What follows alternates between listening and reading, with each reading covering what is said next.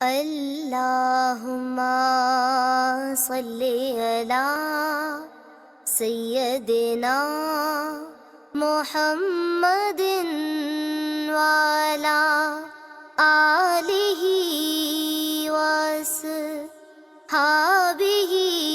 وسلم۔ نحمدہ ونصلی علی رسولہ الکریم۔ اعوذ باللہ من الشیطان الرجیم۔ بسم اللہ الرحمن الرحیم۔ انک لعلی خلق عظیم۔ صدق اللہ العظیم۔ اور بے شک آپ اخلاق کے بڑے مرتبے پر فائز ہیں۔ خدیجہ الکبریٰ رضی اللہ تعالی عنہ ایک دن اپنے بھتیجے حکیم بن حزم سے مل کر واپس آئیں تو ان کے ساتھ ایک بچہ تھا۔ نبی کریم صلی اللہ علیہ وسلم گھر میں موجود تھے، بچے کو دیکھا تو پوچھا یہ کیسا لڑکا ہے خدیجہ؟ وہ بولی کہ حکیم شام سے کچھ غلام لائے تھے، ایک انہوں نے مجھے بھی دے دیا۔ تو آپ صلی اللہ علیہ وسلم نے فرمایا کہ بخدا اس کے چہرے پر شرافت چمک رہی ہے، عقل اور ذہانت کے بھی آثار ہیں۔ تو وہ بولی کہا جاتا ہے کہ بہت ہی ناز و نعم کا پلا ہوا ہے۔ تو آپ صلی اللہ علیہ وسلم نے بچے کو پیار کیا اور پوچھا بیٹا تمہارا نام کیا ہے؟ بچے نے کہا کہ میرا نام زید ہے اور میرے باپ کا نام حارثہ، دادا کا نام شرجیل اور میرا دادا کا نام کعب۔ آپ صلی اللہ علیہ وسلم نے بی بی خدیجہ رضی اللہ تعالیٰ عنہ سے فرمایا کہ اب یہ میرا غلام نہیں ہے؟ تو انہوں نے کہا کہ ہاں کیوں نہیں، آپ ہی کا تو ہے۔ آپ صلی اللہ علیہ وسلم نے اسی وقت غلام کو آزاد کر کے انہیں اپنا بیٹا بنا لیا۔ پھر اس کے ماں باپ کو اطلاع بھجوا دی تاکہ وہ ان کو اطمینان ہو جائے کہ ان کا بیٹا خیریت سے ہے۔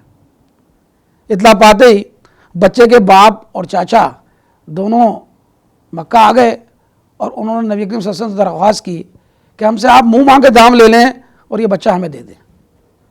تو آپ صلی اللہ علیہ وسلم نے فرمایا کہ میں بچے کو بلا لیتا ہوں، آپ اس سے مل لیں، اگر وہ بچہ آپ کے ساتھ جانا چاہے گا تو میں آپ سے کوئی مول نہیں لوں گا، لیکن اگر وہ بچہ آپ کے ساتھ نہ جانا چاہے تو پھر آپ زبردستی اس کے ساتھ نہیں کر سکتے۔ دونوں نے کہا کہ اس سے اچھی اور کیا بات ہو سکتی ہے۔ چنانچہ بچے کو بلایا گیا، وہ آیا تو نبی کریم صلی اللہ علیہ وسلم نے اس سے دریافت کیا کہ بیٹا تم جانتے ہو یہ کون ہے؟ ہاں یہ میرے والد صاحب ہیں اور یہ میرے چچا ہیں۔ کہ اچھا تو یہ تمہیں لے جانا چاہتے ہیں، اب تمہاری مرضی ہے، تم ان کے ساتھ جانا چاہو تو بخوشی جا سکتے ہو اور اگر میرے ساتھ رہنا چاہو تو میرے ساتھ رہ سکتے ہو۔ یہ سن کر وہ بچہ جو ہے وہ فوری طور پر نبی کریم صلی اللہ علیہ وسلم سے لپٹ گیا کہ میں آپ کو چھوڑ کر کہیں نہیں جاؤں گا۔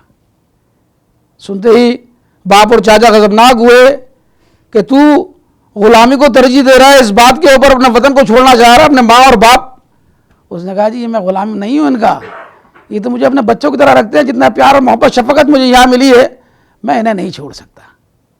دوسری طرف کا رخ کریں تو ہم دیکھتے ہیں کہ ابو طالب کہ یہاں بچوں کی کثرت ہے لیکن دولت کی قلت، بڑی مصیبتوں سے گزارا ہو رہا تھا۔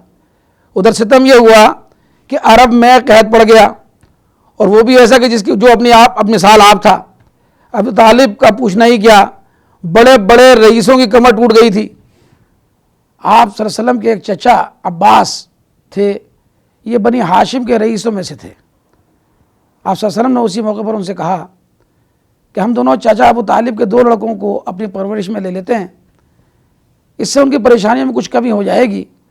عباس کو یہ تجویز پسند آئی، چنانچہ دونوں ابو طالب کے پاس گئے اور ان کے سامنے اپنی بات رکھی۔ ابو طالب نے کہا جن کو چاہو تم لے لو۔ اس طرح عباس نے جعفر رضی اللہ تعالیٰ عنہ کو لے لیا اور آپ صلی اللہ علیہ وسلم نے حضرت علی رضی اللہ تعالیٰ عنہ کو، اور اسی وقت سے آپ علی رضی اللہ تعالیٰ عنہ کے شفیق باپ بن گئے۔ انہوں نے آپ صلی اللہ علیہ وسلم کو نماز پڑھتے دیکھا اور حضرت خدیجہ رضی اللہ تعالیٰ عنہ کو بھی۔ تو ایک بار علی رضی اللہ تعالیٰ عنہ نے محمد صلی اللہ علیہ وسلم سے پوچھا کہ یہ کیا ہے؟ تو آپ صلی اللہ علیہ وسلم نے فرمایا کہ یہ اللہ کا دین ہے، اسی دین پر چلنے کا اللہ نے حکم دیا ہے، اللہ کے جتنے رسول آئے سب یہی دین لے کر آئے۔ علی کو بہت تعجب ہوا، پوچھا کہ آپ کی طرح میں بھی عبادت کر سکتا ہوں؟ کہا کیوں نہیں؟ آپ صلی اللہ علیہ وسلم نے فرمایا کہ ہاں کیوں نہیں، اللہ ایک ہے اس کا کوئی شریک نہیں اور وہی عبادت کے لائق ہے، تم بھی اسی کی عبادت کرو، لات، عزا اور تمام دیگر بتوں کو چھوڑ دو۔ علی نے کہا اچھا ذرا میں اپنے بابا سے بھی پوچھ لوں۔ غالباً یہ رات کا وقت تھا کہ علی رضی اللہ تعالیٰ عنہ رات صبح تک انتظار کرتے رہے ساری رات، لیکن صبح ہوتے ہی بولے کہ مجھے بابا سے پوچھنے کی کوئی ضرورت نہیں، میں آپ پر ایمان لاتا ہوں، مجھے بتائیے کہ عبادت کیسے ہوتی ہے۔ زید بھی اسی گھر میں رہتے تھے، وہ علی سے پیچھے کیوں رہتے، وہ بھی فوری طور پر ایمان لے آئے اور شوق سے دین کی باتیں سیکھنے لگے۔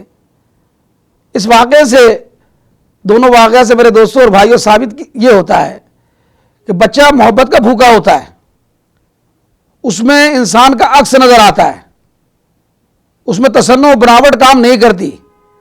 ان دونوں بچوں نے نبی صلی اللہ علیہ وسلم کی محبت کو دیکھا، شفقت کو دیکھا، تو ایک نے اپنے باپ اور چاچا کے ساتھ جانے سے انکار کر دیا اور دوسرے نے آپ کو دیکھا تو جو آپ کی باتیں تھیں ان کو فوراً جو ہے وہ اپنانے کے لیے تیار ہو گیا۔